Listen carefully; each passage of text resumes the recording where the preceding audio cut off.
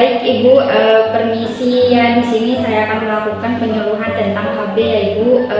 Mungkin di sini hanya butuh sekitar waktu 15 menitan saja. Perkenalkan, nama saya itu Ila dari Universitas Dr. Subandi. Ibu, sebelumnya kalau boleh tahu nama Ibu siapa ya? Nama saya Intan. Baik Ibu, untuk umurnya berapa ya? 26 tahun. Oh iya Ibu, sebelumnya apakah Ibu sudah pernah mengikuti KB? Iya. Di sini saya akan menjelaskan ya Ibu. Nah, KB itu ada macam-macamnya, gak cuma pil KB yang seperti ini. Pada umumnya pasti Ibu sudah tahu kan ya. Di sini saya akan menjelaskan bahwa pil KB itu yaitu obat kontrasepsi yang diminum setiap hari selama 21 atau 28 hari. Itu juga macam-macam ya Ibu, gak cuma ada harian, bisa juga itu berbulan-bulan. Nah, untuk KB itu ada dua Ibu. Pil KB yang mengandung hormon golongan progesteron dan juga pil kombinasi yang mengandung hormon estrogen sama juga golongan progesteron. Nah, untuk cara kerjanya pil KB itu untuk mencegah lepasnya sel telur dari indung telur, dan juga selanjutnya yaitu untuk mengentarkan lendir mulut rahim. Nah, selanjutnya yaitu menipiskan selaput lendir agar tidak siap hamil.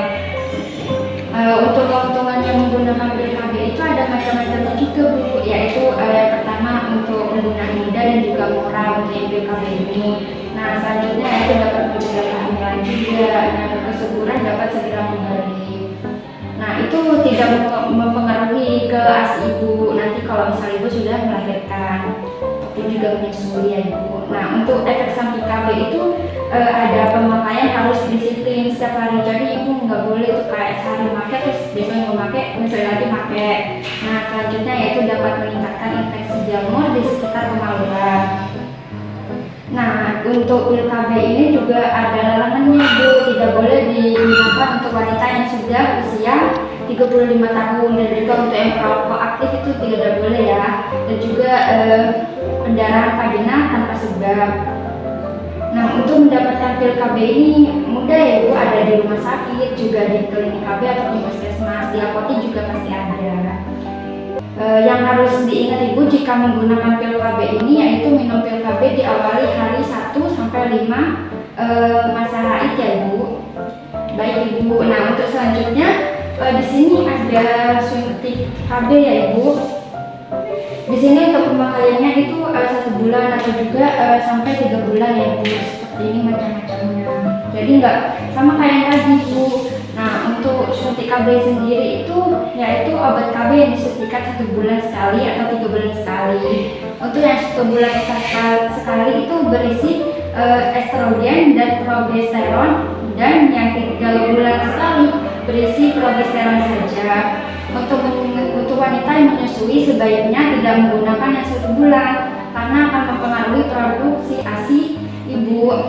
Nah, untuk cara kerjanya tidak menggunakan yang 1 bulan karena akan mempengaruhi produksi ASI Ibu. Nah, untuk cara kerjanya yang suntik KB ini yaitu untuk mencegah lepasnya sel telur dari indung telur. Nah, itu sama kayak yang tadi ya Ibu. Nah, selanjutnya itu juga mengentarkan lendir mulut rahim.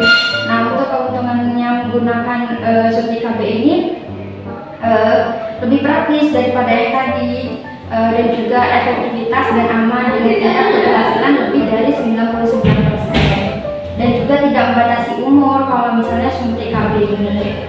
Nah, untuk efek sampingnya itu di bulan-bulan pertama pemakaian terjadi mual Ibu.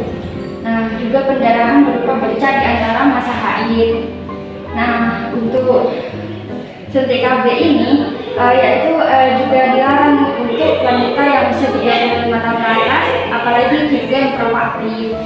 Nah, untuk ibu hamil ataupun diduga hamil, pendarahan vagina tanpa sebab.